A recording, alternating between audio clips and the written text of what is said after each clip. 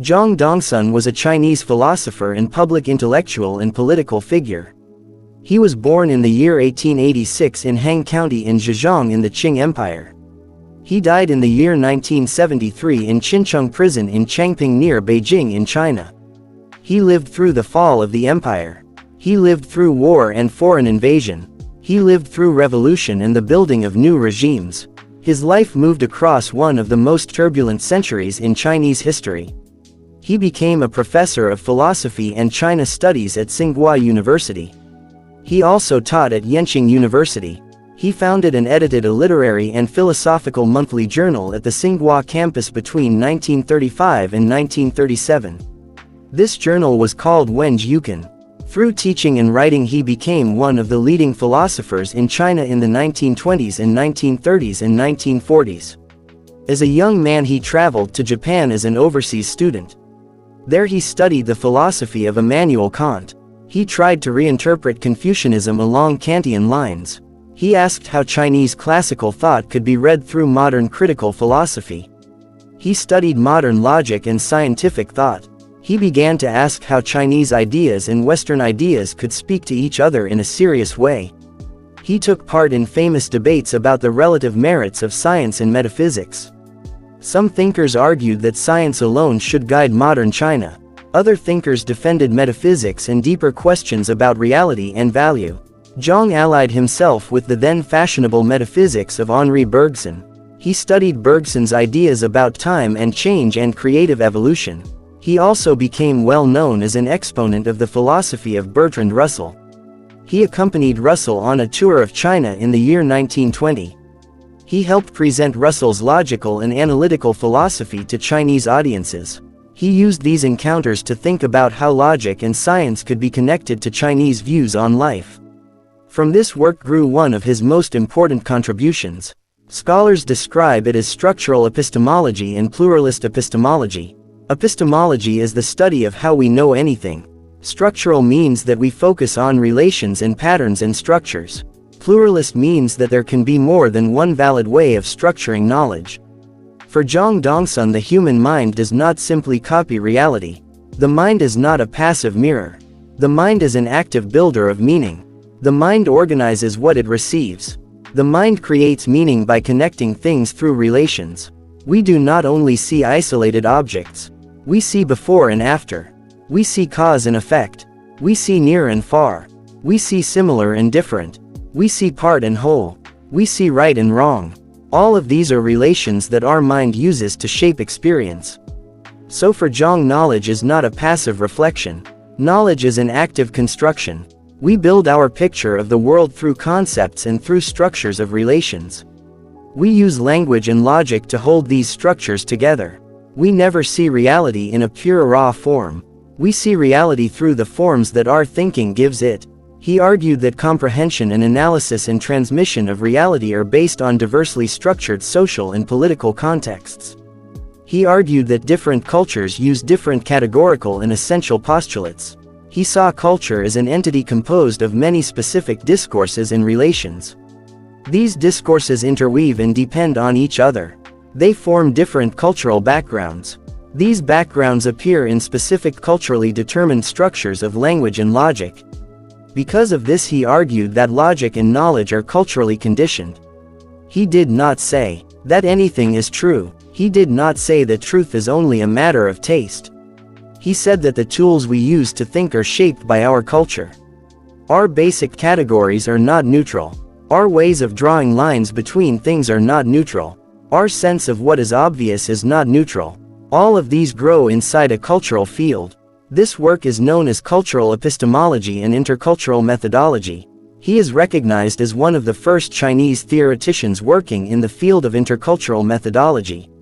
He introduced Western thought in a way that was compatible with the specific methodology of traditional Chinese thought.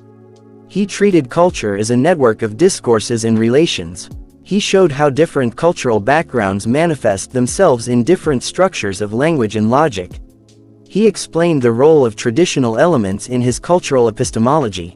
He connected Chinese metaphysical insights with modern structural analysis. He called his approach pluralist epistemology. He believed that there are multiple valid ways of knowing.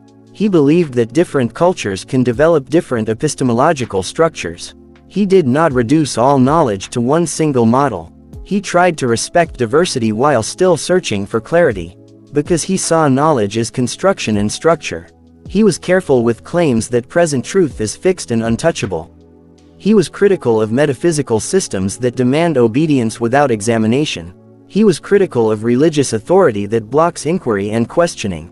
In his world, many people believed that truth comes from heaven, from sacred books, from rulers, from old traditions. Zhang did not accept this as enough.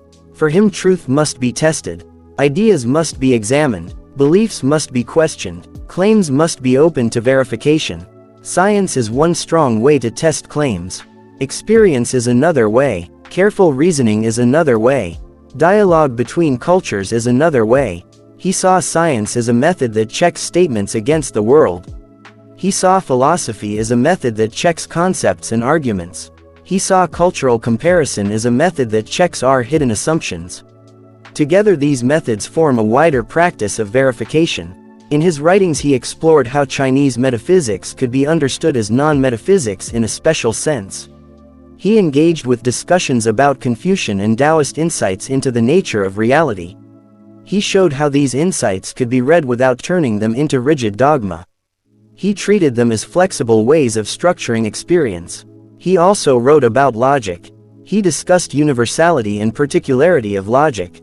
He asked how logic can be both shared and culture-specific. He argued that there is a common core of logical relations. But he also argued that the way these relations are expressed and valued can differ between cultures. His thinking also touched morality and politics in a deep way. He was a prominent exponent of Chinese socialistic liberalism. He became a powerful influence in the China National Socialist Party in its original incarnation as a non-communist third force grouping. This grouping opposed the dictatorship of the Kuomintang under Chiang Kai-shek. He believed that capitalist production could help solve poverty. He believed that development and growth were necessary for modern China. He believed that democracy was a culture of an entire society and an ideal of living.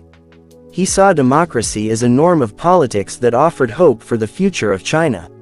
He wrote about socialism and capitalism and democracy in Republican China. He treated these systems as tools for development and reform. He argued that capitalism could be a necessary precursor to socialist revolution. He argued that some form of capitalism could remain important even in a socialist state. He emphasized production and growth as central themes in the development of modern China. He saw democracy not only as a set of institutions. He saw it as a way of life. He saw it as a culture of participation and responsibility. He saw it as a perfection of living and an ideal norm of politics. He continued to teach and write through the 1920s and 1930s and 1940s. He helped introduce Western philosophy to Chinese readers. He showed how Chinese traditions could be reinterpreted in light of modern thought. He became part of the history of modern Chinese philosophy. After the Second World War, he remained active as a professor at Tsinghua University. He used Wenjukan to publish literary and philosophical discussions. He helped shape the intellectual climate of his time. After the establishment of the People's Republic of China in 1949, Zhang moved toward acceptance of the inevitability of communist victory. He took government positions in the new state. He became a notable politician in the People's Republic of China. However, his earlier passionate devotion to intellectual freedom, and his searching critiques of Marxism, made him an object of suspicion. He was obliged to live in obscurity. He lived in constant fear of persecution. From the onset of the Korean War, he began to secretly provide intelligence to the United States. Because of this, he was arrested. He was imprisoned in Chincheng prison. He remained there under harsh conditions.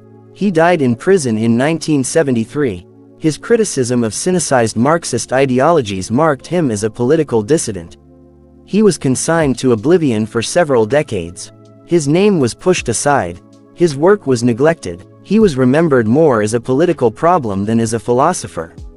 Only in recent decades have younger Chinese theorists begun to rediscover his work. They have shown growing interest in his ideas. They have recognized his significant contributions to studies of philosophy and culture. They have highlighted his theory of knowledge and his pluralist epistemology. They have emphasized his role in cultural epistemology and intercultural methodology. They have placed him among the leading Chinese philosophers of the 20th century. When we look back at Zhang Dongsun, we can see several clear pillars in his thought. First, he believed that the mind builds structures of meaning. The mind does not simply copy reality. It organizes reality through relations and concepts. Knowledge is a structure and not a simple picture. Second, he believed that culture shapes these structures. Logic and knowledge grow inside cultural contexts. They are not floating above history. They are formed by language and social order and tradition. Third, he believed that truth must be examined. Authority alone is not enough. Metaphysical claims and religious claims must be open to rational testing. Truth must be earned through verification and not only received through revelation. Fourth, he believed in intellectual freedom. He criticized rigid ideologies. He defended the right of thinkers to question and to explore. He saw freedom of thought as essential for a healthy society. Fifth, he worked to connect Chinese thought with Western thought. He did not want one side to dominate the other. He wanted a dialogue that respects differences and still searches for clarity. He used structural and cultural analysis to build this dialogue. Sixth, he treated morality as a human project. He linked ethics to responsibility and shared life. He refused to reduce morality to fear of power or fear of punishment. He saw moral life as something that grows from human relations. These pillars make his philosophy important today. We still live in cultures that shape our logic. We still face authorities that claim to own the truth. We still struggle to connect science and meaning in morality. Zhang Dongsun shows us that we can think in a different way. We can see knowledge as a living structure. We can see culture as a field that shapes our thinking. We can see truth as something that must be tested. We can see freedom of thought as a real value and not just a slogan. You can use his ideas in your own thinking. When you hear a claim that demands blind obedience, you can remember Zhang and ask for reasons. When you see a belief that refuses all questions, you can remember his demand for examination and verification. When you see one culture treated as superior to all others, you can remember his work on intercultural methodology. You can ask how different cultures build different logics and different views of reality. When you study science, you can remember that science is one strong way to test claims. But you can also remember that human life needs meaning and responsibility. You can search for ways to connect clear thinking with humane values. Zhang Dongsun was not a saint. He was not a prophet. He was a human thinker. He lived in a hard political time. He made choices. He paid a heavy price. Yet his ideas survived. They survived because they speak to a deep human desire. The desire to understand, not just to submit. His life tells us that the human mind does not have to kneel before unquestioned authority. It can stand, it can question, it can think. Your mind can do the same. You can build your own structures of understanding. You can respect your culture and still examine it.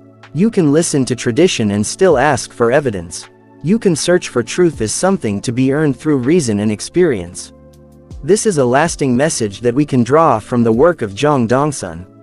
A message of clarity, a message of courage, a message of thoughtful freedom, grounded in the real history of a real philosopher, and open to anyone who is willing to think.